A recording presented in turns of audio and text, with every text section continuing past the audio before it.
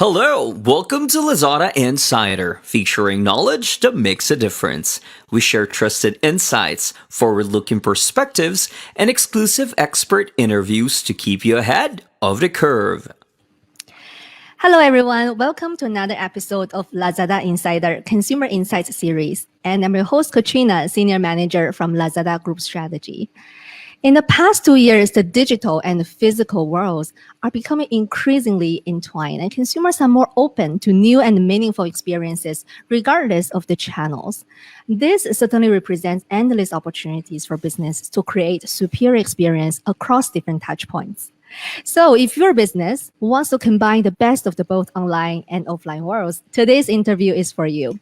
I have two expert guests joining me today from Asia Insight. If you watched the stay-at-home trend episode before on Lazada Insider, you're probably familiar with Chung Hin already, co-founder and CEO of Asia Insight, coming with over 25 years of experience in market research and insights. Good to see you again, Chung Hin.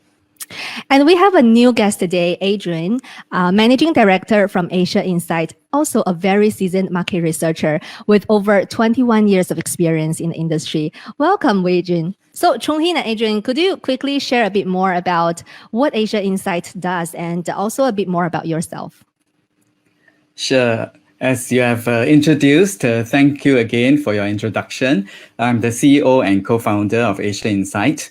We are a market research consultancy, and we serve large multinationals across the Asia-Pacific region over the last 25 years. And our client spans from technology, automotive, finance, luxury brands, consumer products, and also from the government sector.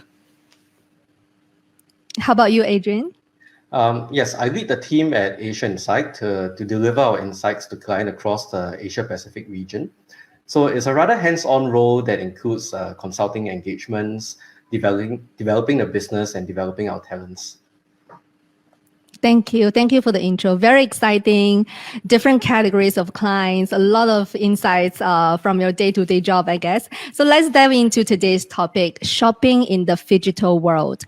So what exactly is phygital to start with? Maybe Chung Hee, you can help us understand better? Sure. So phygital is quite a new buzzword in the marketing space. It is kind of a wordplay between physical and digital. That's why when we combine the two words, it becomes phygital. So the hybrid word is kind of up and coming trend whereby physical traditional channels are merged together with the online channel. And now it spans across all areas of our lives. You can imagine from our work when we start working from home, home-based study, and of course, in terms of consumer shopping behavior. Now consumers don't just shop at one channel, but they go to the, say, brick and mortar retail store, and then they visit the e-commerce site. And, they kind of switch in between the two from the process of information search to product consideration to even buying of products. And these two channels, switching between the two channels is like blurring. Very blur now for most of the consumers. Maybe you can tell us a little bit more. What are some of the key observations you had on this shift towards phygital shopping behavior? Yes, based on a lot of market research that we have done during this pandemic period, this phygital shift has been largely driven by consumers, of course, and like what I've mentioned, they switch between online and offline channels. So for example, in the past, say a couple who wanted to shop for an electric oven, just to state a case example from one of our focus groups discussion. Most of the time they will go to, say, an online internet site to search for product information. Then they will go straight to an electronic retailer, to shop, get a touch and feel of the product. And then they quickly just buy it off the retail store, right? But today, the consumer shopping journey has become much more complex. They might walk past a physical store and they saw a product of interest. It triggered their interest, and then they go online, maybe right even at the shopping mall, or the retail mall, and they do an online search on their mobile phone. And then they get a touch and feel of the product. But after that, they go home and patiently wait for the next sale, online, and then they buy it from an e-commerce marketplace. So this is how complex it can get. It can get even more complex, and it's not only applying to home electronics or home appliances, but across various categories, including cosmetics, fashion, and even food and groceries. Yeah. So although it's not like new, but the stay-home economy during this pandemic has greatly propelled this kind of what we call omni-channel behavior. Like the consumer switching between physical and online channels very, very frequently and constantly. So to them, there's not so much difference, to them between online and offline channel. So this is what we call phygital, and also we call it omni-channel for most of the time. Yeah. Thanks for sharing the observation. Maybe I'll pose the next question to Adrian. I think Chung Hee mentioned a little bit that this trend has been accelerated in the recent couple of years. Would you agree that COVID-19 has really put a brighter spotlight on this shift? Yeah, definitely. COVID has changed a lot of things. As Chong Hin mentioned, we've been doing quite a number of studies, and in fact, a recent survey on omni-channel shopping behavior. We did one study like that and compared that to a similar study 3 years ago. And we found that across 8 major categories, over half of the recent purchases involve both an online as well as an offline touchpoint at some point of the journey. So, and when you compare this with 3 years ago, this proportion has increased along with the expected reduction of pure offline only journey. That means there are fewer people who are shopping only offline. In particular, when you deep dive into it, we see the categories of household appliances, home and living, and electronic gadgets having the largest incidence of omni-channel journeys. These are, of course, categories where shoppers tend to take a longer time to research and learn about the products before buying. So across categories, we think it's vital for brands to really rethink their retail and e-commerce strategy and adapt to this behavior. What I'm hearing is that actually the pandemic is acting like a catalyst per se, especially for certain categories towards this omni-channel shift. Given that, right, how do you foresee then, if let's say COVID-19 subsides in the future, how much of these behaviors you describe would you foresee go back to the pre-pandemic time, or the omni-channel will become more of a commonplace even in the future? I think like in most things, there would be certain human behaviors that would revert to normal. But at the same time, COVID has kind of brought about an acceleration in the way that we use technology. Many people who are now working from home, will not want to go back, but it does not mean that we will totally not go back to the office, but there will be some ways that we can adapt. So I think in that same way, brands should also adapt when it comes to, to providing seamless experiences as their own customers shift between online and offline shopping channels. What I mean is that a brand should empower a customer who wishes to go online. Let's say they're standing inside the retail store and then create a journey. If this is missing, a customer that goes online and, when you're in a retail store and you want to check out something online and there's no curated experience, they may well end up with a competitor web store, for instance, and then you lose that business. So, and I think today, in our studies and client interactions, we observe that this integration of e-commerce with brick and mortar retail strategy is still a big challenge. And the reason is because a lot of traditional retail brands, they focus on the physical experiences. So I recall, we were talking to someone in a recent study about buying an air fryer, and on the spot, what happened was in store, she used her phone to go online to learn more about the products and then to compare prices. And it was quite unfortunate that that particular store, did not provide a way for her to check out on price and promotions so that she could make a better decision there and then. So she bought something and later kind of regretted it. So therefore, what would have been ideal, and we see some stores already doing this, is to provide easier access, let's say via QR codes or maybe an on-site tablet where they can find information to allow the customer to explore. Because like it or not, this is what they're going to do. They will not just take at face value what they see at the store display. So, and the best part is that you can use these platforms to incorporate a call to action such as on-the-spot discounts to encourage a purchase to complete the journey. And it's not just about offline to online experiences that we're talking about. I think for some products, customers are starting to shop from home first. So this online followed to offline experience can also even be optimized. So when we study this, we really challenge ourselves and our clients to have this paradigm shift in our thinking. How do we use online and offline spaces, and how to blend both together to create an integrated and holistic shopping experience? And I couldn't agree with you more on the challenge you shared, right? In a sense, this shift towards omnichannel is happening so fast. In a sense, mastering omnichannel strategy might not be in the DNA of many businesses. So, shall we bring this concept of integrated shopping experience that you mentioned more to life? Maybe Chong Hen, you can share with us some examples. Sure. Yeah, I think this is a very good observation because the speed of changes is so fast and brands have not reacted so quickly. Maybe many are still very busy with the up and increasing e-commerce sale. So they have not thought about this integration. But definitely dealing with many brands, we have seen very good practices, which I can share a few. So let's start with an example of change of retail space usage, retail strategy in terms of a brand, how they change physical retail strategy.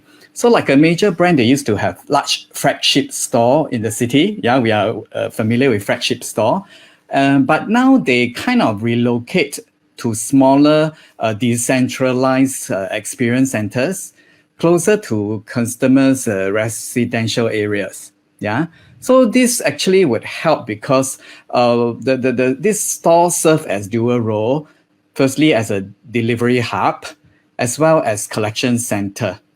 So this increased the convenience, for customers if they want to visit the store, but it also reduced the delivery time, for consumers. So that's one kind of shift between the moving, the shift to make the online and offline experience closer to consumer.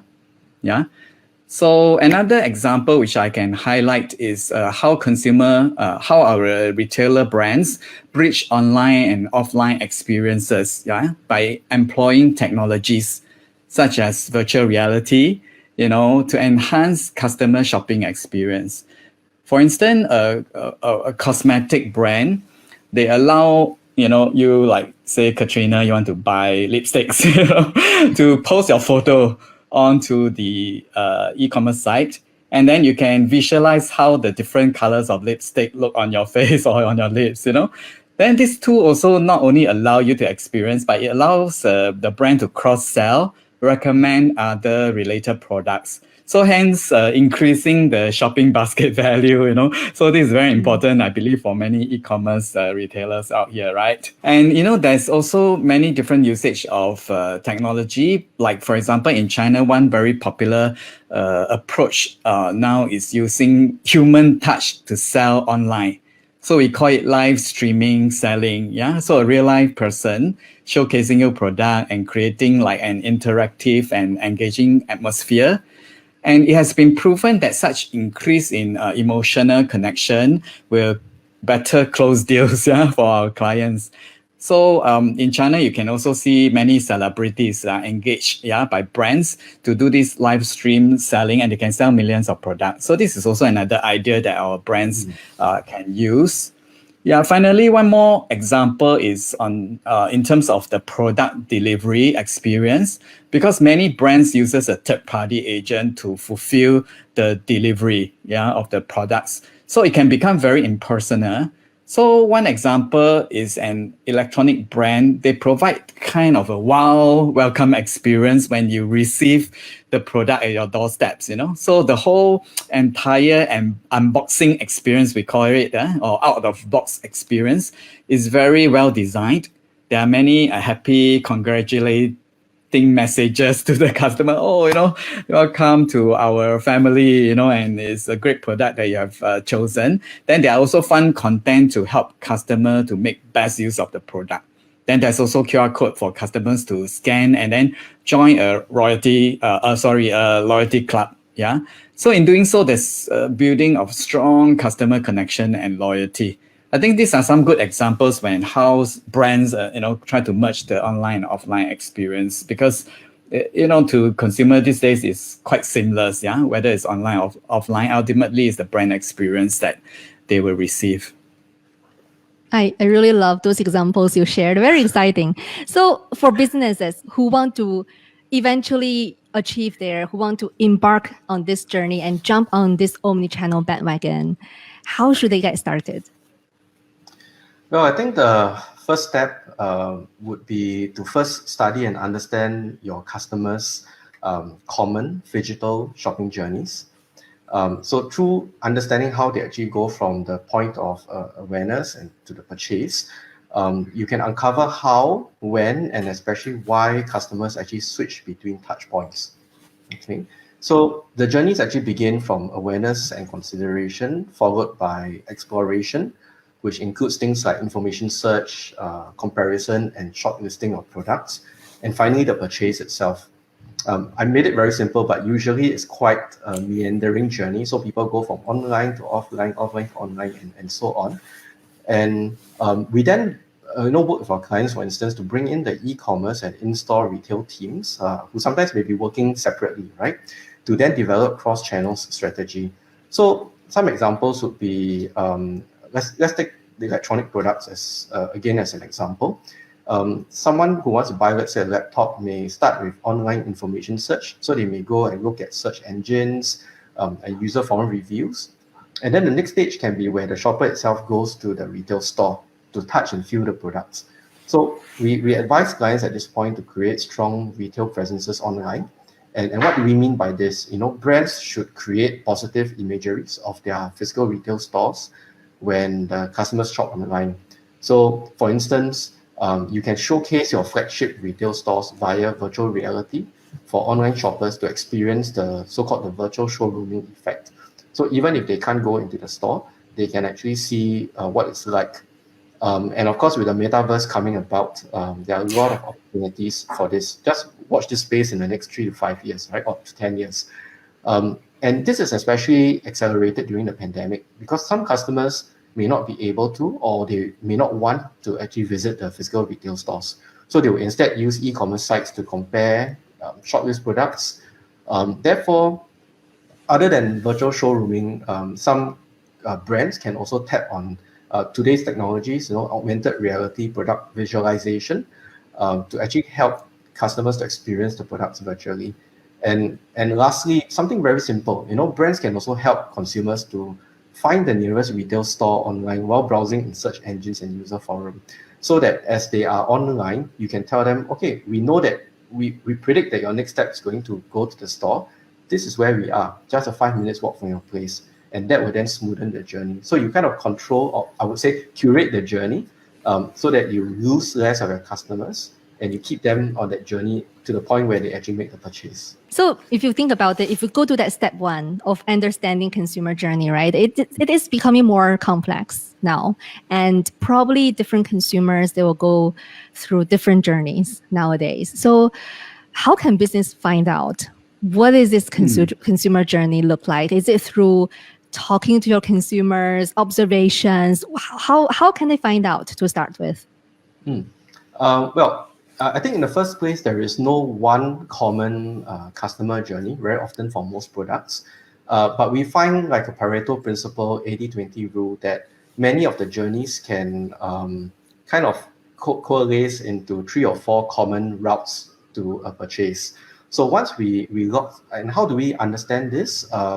Essentially, we put ourselves in the shoes of the customers. We speak to them, and we also do focus groups and observation. We go on shopping trips together with them. But then how do we then capture the online portion? So what we have done is to actually recruit some of these shoppers and use app experiences. They will download an app that would allow us to understand what is their online journey. So do they start with a search engine first and then go to the website, or do they go to a user forum and so on and so forth? So I think measuring both the online journey and the offline journey and combining that together will then help us to piece this puzzle together. Excellent. Thank you for sharing the tips and techniques here. I mean, there are a lot we can discuss about this topic, but probably we Sure. have time for one last closing comment. Maybe I'll pose it to Chung Hin. Sure. Yeah, so maybe to wrap up what Adrian said, what we are doing is to follow a customer through their entire shopping journey. So we recruit the person, we almost do what we call ethnography, like you live with the customer, sometimes virtually, and see how they shop between offline and how to converge. And then we identify, like trigger points where brand can enter to sell or, promote their brands. Yeah. So finally, I think this is a very important session, I feel, for many brands, because as we are talking to many brands and helping them to build their strategy, we have found that, because many brands are now quite busy growing the e-commerce and meeting the e-commerce demand. And so by mapping out consumer journey, we are trying to share with our clients that they should not neglect the offline experience as well, because both come together as a whole brand experience, right? Because ultimately, when after the COVID, well, the online part will still go on, but customers still want to have like touch and feel of and personal service right at the retail store, right? So then brands should work together, the whole augmentation of online, offline, so that a customer will experience a seamless omni-channel shopping journey. When they switch between online and offline, they don't feel the differences. So this kind of holistic, we call holistic digital omni-channel shopping experience will greatly enhance your brand your brand awareness and your brand preference. And it definitely will help you win your customers over. So that's probably my final conclusion for brands out there. Thank you. Thank you so much, Chung Hain. And I completely agree with you. I think eventually when, COVID subsides and then, we are free to go out and experience, I'm pretty sure that a lot of the consumers will probably go to the, physical stores again. But, I think what the brands and the retailers, offline retailers, also need to be noting is that these consumers will not be the same consumer you serve 2 years ago, right? They will demand something different. They are looking for experience. They experienced the convenience and the experience online already. So they will demand something different probably. And Exactly. For brands and retailers, they really need to start right now to get prepared, to be well positioned to deliver such experience in the future. It was very great sharing from both of you. I thoroughly enjoyed our conversation. Thank you so much again, Chung Hain and Adrian, for joining Lazada Insider. Thanks, Katrina. Thank you, Katrina. This is Lazada Insider. We hope you enjoyed this episode. Make sure you click follow and subscribe so you don't miss our latest insights and expert interviews. Thanks again for joining us. Until next time, take care.